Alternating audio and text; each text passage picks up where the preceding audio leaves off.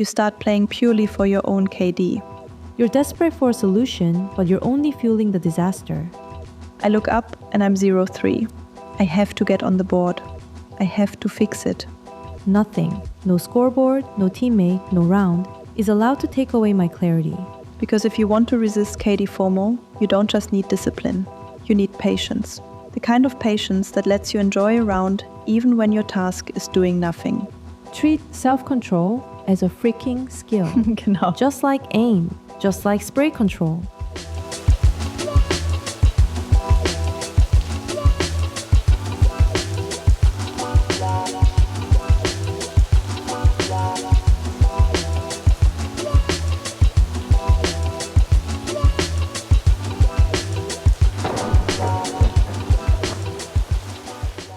Alright, Hye-jin, I have to confess. It took me a bit to wrap my head around this specific sensation. Natürlich, it's a bit elusive.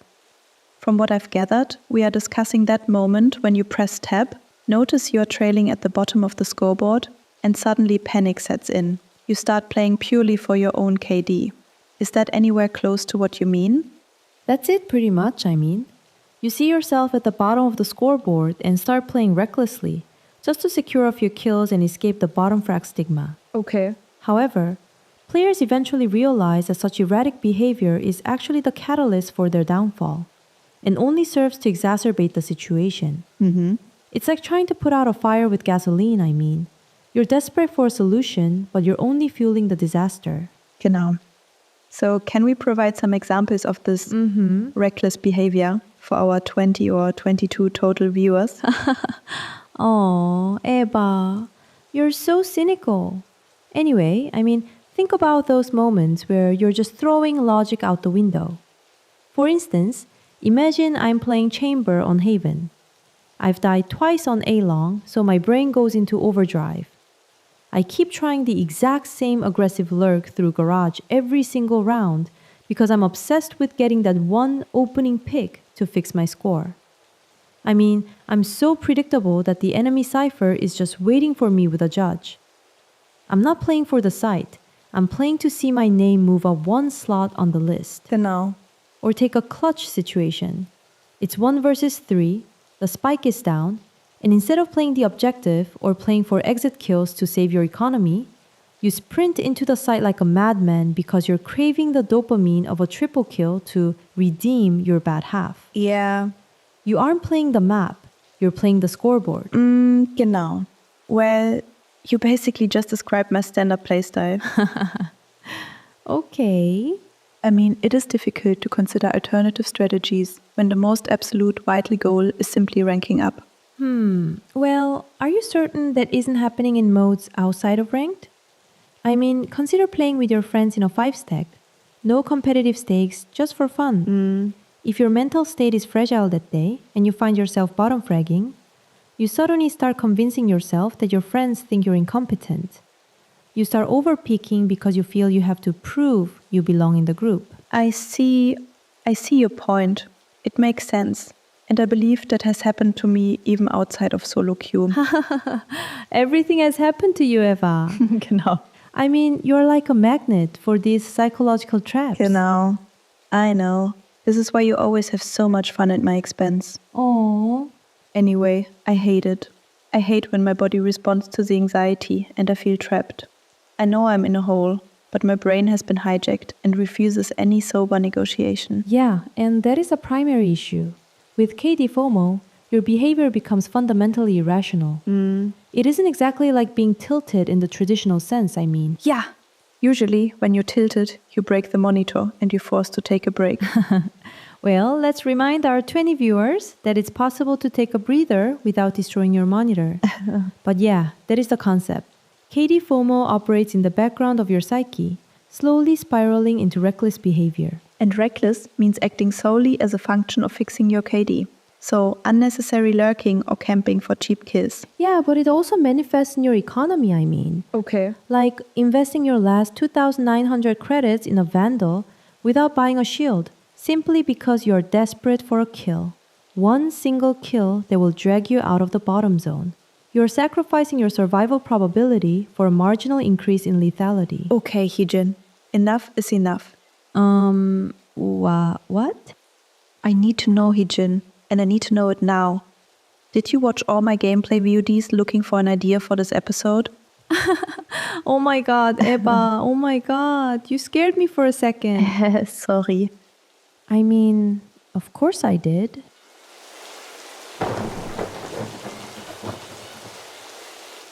So now that we really nailed what KD FOMO is, there's one layer deeper I want to dive into. I knew it.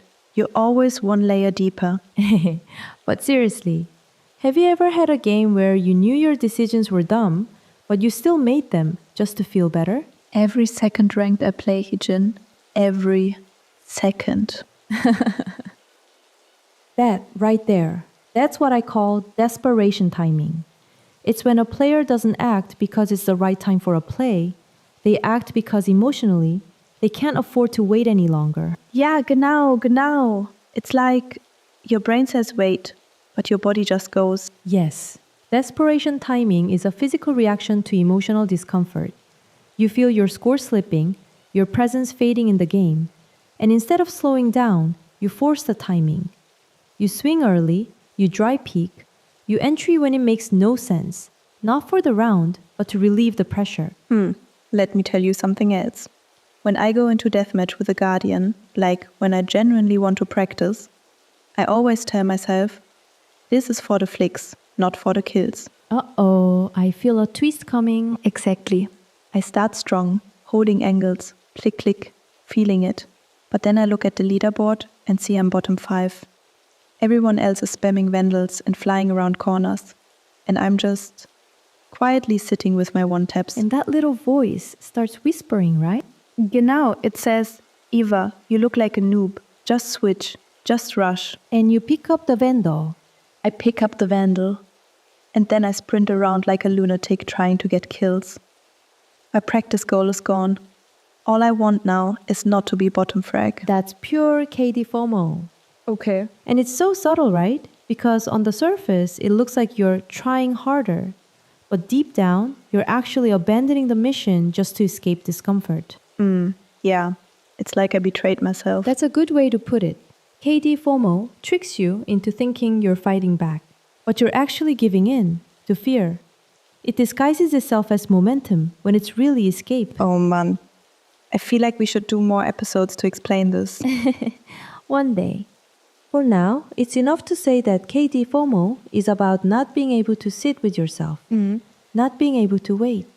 You peak not because you see an opportunity, but because the pressure inside is screaming at you. Exactly. And desperation timing is what happens when you listen to that scream. This is wild, Hye-jin. I thought I was just impatient or not disciplined enough. But now I see, it's emotional. Valorant punishes emotion like no other game. You don't just have to aim well, you have to wait well. And that's what KD FOMO destroys. I feel exposed. That's good. That means it's real. Yeah, and now I feel better already, because we named it. Naming is the first step. After this, we can learn to stop listening to that scream. But first, we have to admit we hear it. Oh, I definitely hear it. Every single game.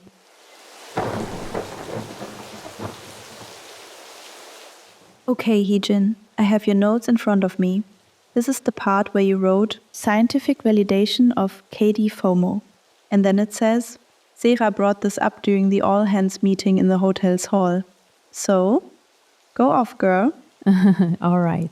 So this study is called The Impact of Gaming on Fear of Missing Out, the case of Bahçeşehir University esports team by Arslan and Aslan, published in Turkey, 2022. Zehra stumbled upon it, and honestly, it really inspired me developing the topic of today. The authors were studying competitive gamers, not casuals.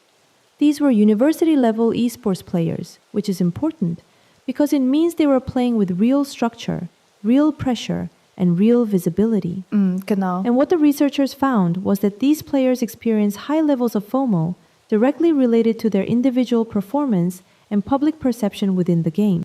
Let me say that again. Their sense of self-worth was being affected not just by whether they were winning, but by how well they were performing and how visible that performance was. Okay. That visibility piece is crucial. Think about it in ranked. Your KDs on the scoreboard, your econ rating, your headshot percent, whether you're bottom frag or top frag. And for many players, those stats aren't just game data, they're identity anchors. It's who you are in the match. It's what your teammates see and what you fear they'll remember. Yeah, scoreboard trauma. Exactly. The study showed that this leads to a kind of performance anxiety that isn't about being nervous before a match. It's about the constant emotional response to underperforming in real time.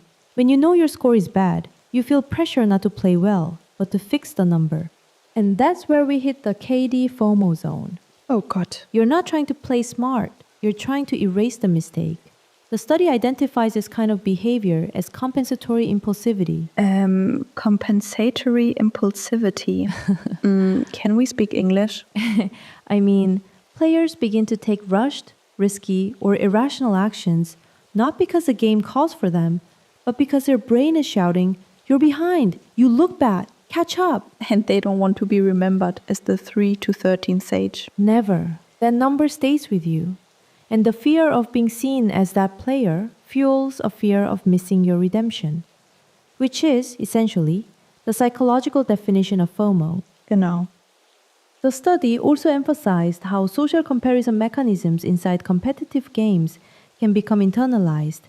So you're not just comparing yourself to your team or the leaderboard, you're comparing yourself to the player you wanted to be that day, your ideal performance self. And when there's a gap between the two, it creates what they called competitive discomfort. Oh God. Competitive discomfort is that feeling when you're not doing as well as you know you can, and it eats you alive. It's subtle but intense, and it shows up most violently right after early deaths, which aligns perfectly with what we described earlier. You die at 120, and next round you full pick mid like a maniac. Not to help your team, just to breathe. Yeah, just to breathe. One more thing the paper highlights is that this effect gets amplified in ranked environments. Because the stakes feel higher. Every round is a tick on your MMR. Every performance, a hidden judgment. The fear of missing out becomes a fear of not just losing, but losing face. Genau. And that's why this study matters for us. Zehra brought it in as part of a discussion on performance anxiety. It shows that KD FOMO isn't just affecting playstyle. It's a psychological response to shame. Wow. A psychological response to shame. I never thought about that. It's a nice angle. Yeah, it's a psychological response to shame, visibility, and fear, all wrapped inside the mechanics of a scoreboard. And when you look at it like that, it's not just impulsive anymore. It's almost tragic. You wanted to play Valorant, but the scoreboard made you feel like you had to fight for your name. Pumped.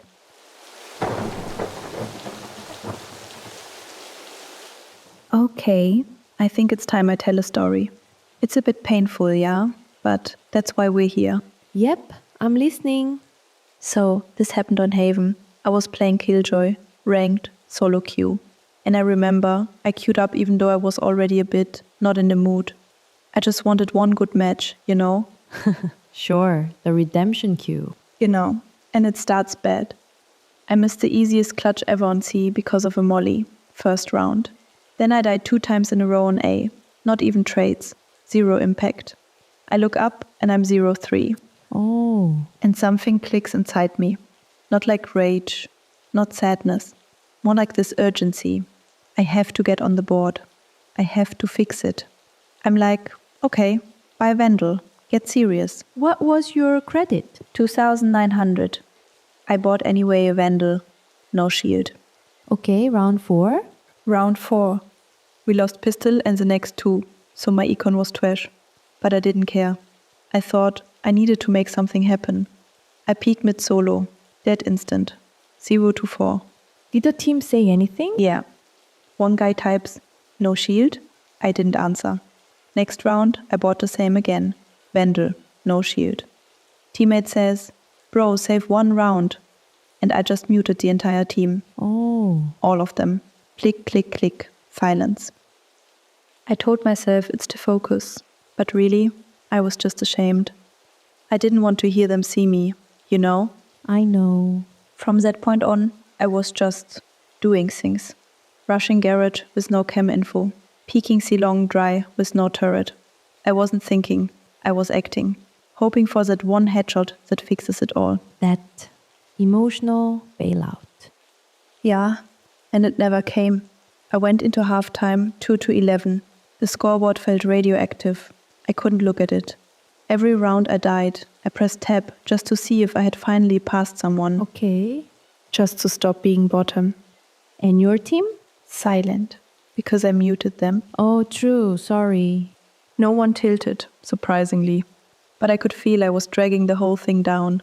I wasn't anchoring sides. I wasn't watching flank. I wasn't doing anything that a cuter should do. Just solo mission after solo mission. We were down 4-8. Did it shift after halftime? A little. I got one early pick on attack. Thought, finally, I'm back. But I died 2 seconds later, pushing through my own nanoswarm. Oh. It was comedy. After that, I just kind of gave up. But I still kept buying Vandal, no shield. Every round I could. It was like I couldn't stop. So even when the hope was gone, the behavior stayed. Yes, I wanted the game to be over, but I also needed to keep trying. I called surrender vote twice. First one failed, second one passed. 6-13. And after the match? I stared at the post-game screen for a long time. Just my name, my econ, my KD. 5-17. Bottom of the board. I felt disgusted. Okay. Like I had just eaten trash. The worst part? I wasn't even mad. I just felt dumb. And then I closed the screen, and I swear to God, Hye-jin, I queued another match like 5 minutes later. Of course you did. I didn't even want to. My brain just said, we can fix this, just one good game. But now, thinking back, I wasn't trying to fix the match. I was trying to fix me. That's KD FOMO, and you described it perfectly.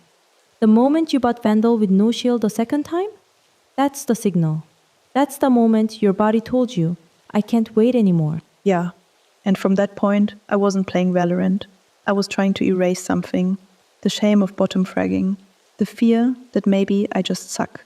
And the scoreboard was your mirror. Exactly. A stupid, glowing mirror I kept checking, round after round. That match didn't go wrong because you made a few bad plays. It went wrong because your emotional system took the wheel. Genau. It didn't want to win. It wanted relief. And what it got was a waste of time. Like 45 minutes of pure delusion. That's the tragedy of recklessness. You think you're fighting back, but you're actually running away with your hands on a Vandal. Yeah. And no shield. And no shield.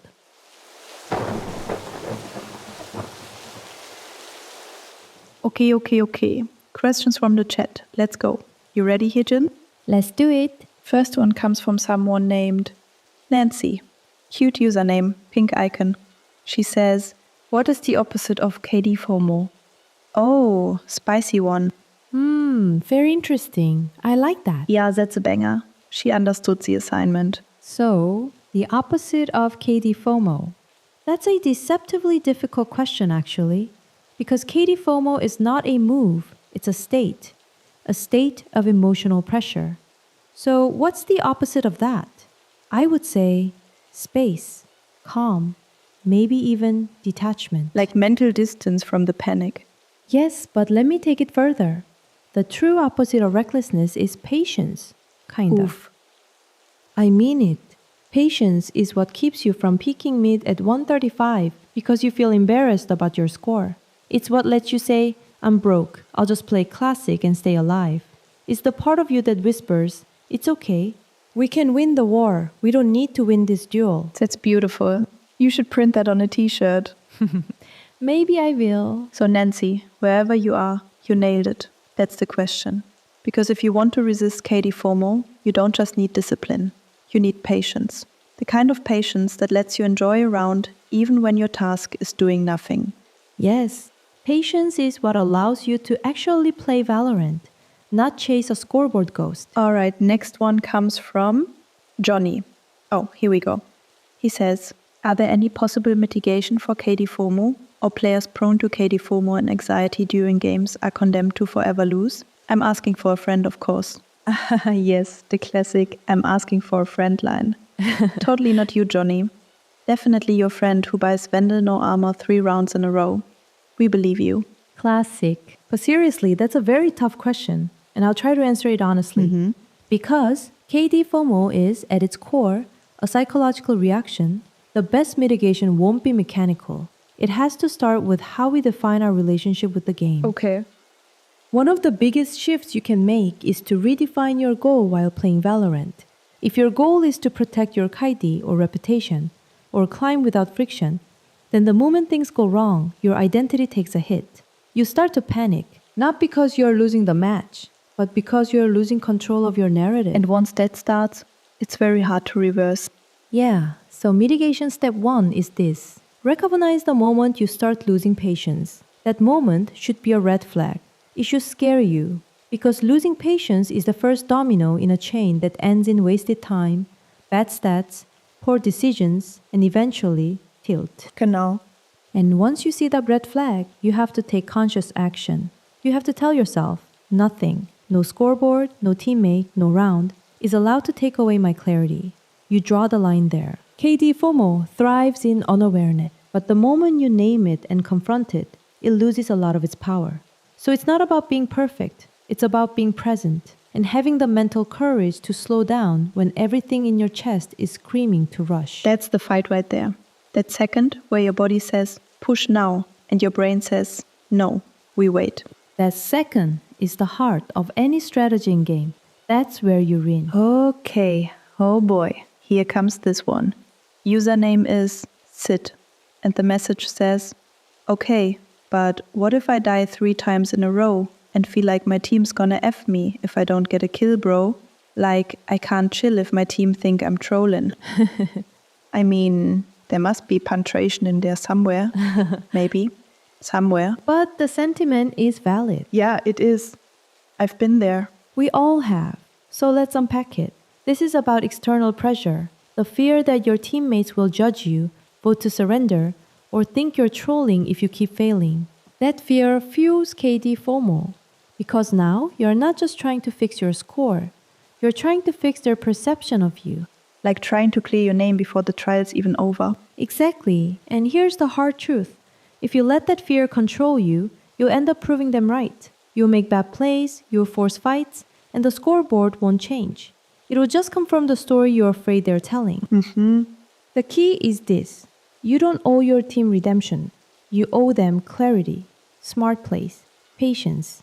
You fix your image by making good decisions, not by forcing highlight moments. That's hard though.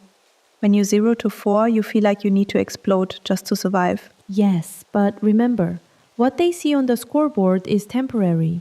What they feel from your decision-making lasts longer. Yeah. You stabilize a match not by W-key the entire lobby, but by stopping the emotional bleeding.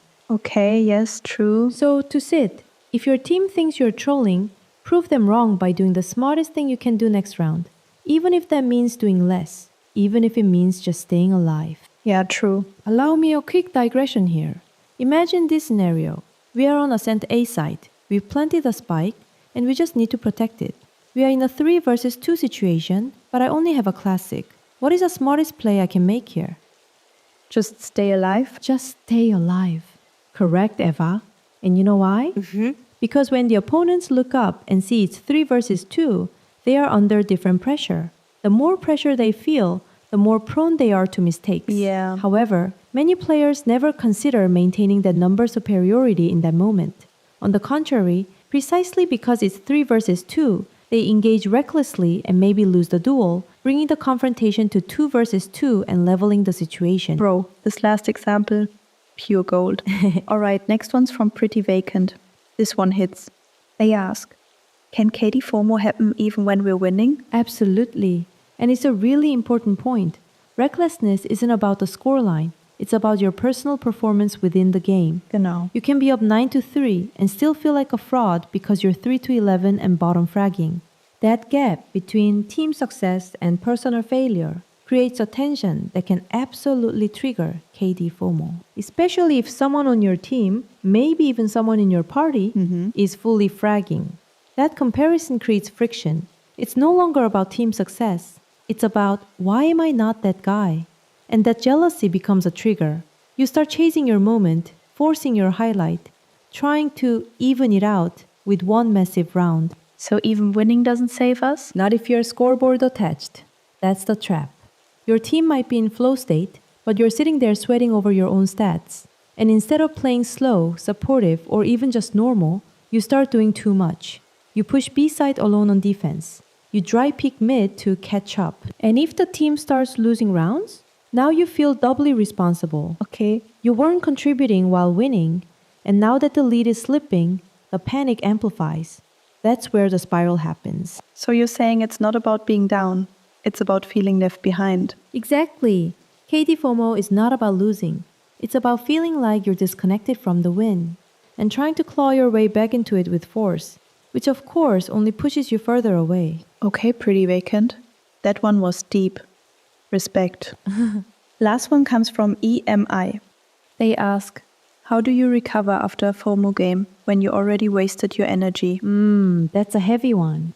You have to forgive yourself. Yes, you have to forgive yourself.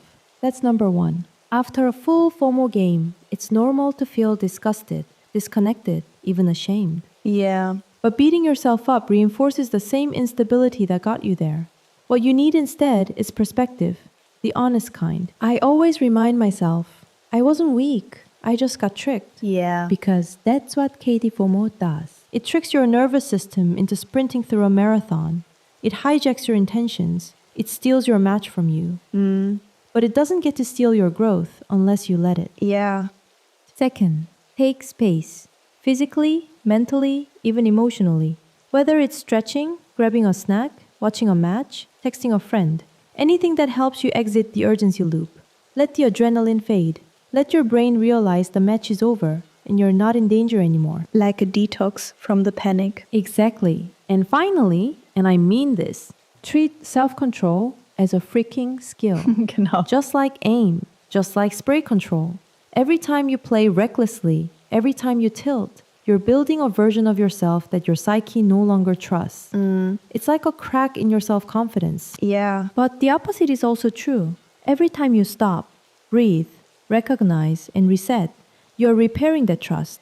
You're telling yourself, I've got me. And that shows up later. It shows up when you're about to peak and your body feels calm. Because your system knows it's being led by someone stable. So the real recovery is future-proofing. Yes, it's about breaking the cycle now, so that your next game isn't haunted by the last one. That's how you build self-confidence. That's how you rewire your game. Jerry Tendler, mental game coach, Poker World, same mechanics. He calls it injecting logic. When emotion clouds your system, inject logic. Remind yourself who you are, not what just happened. Sometimes it's a sentence, sometimes it's a breath, but it matters. That's so deep. It's also the truth. Valorant is a mirror, but the way you wipe it clean, that's your choice. Pumped. Okay, I think we're good to go for today, yeah? That was a ride. All right, guys, thanks again. Also, thank you so much, everyone, for asking about Hye-jin's riot ID. You can all forget it. She's officially mine. Oh, love you, Eba. But what you don't want to forget is to follow our Instagram, because that's where the real drama drops. Gossip, memes, spicy clips, me, her, everything. Auf Wiedersehen.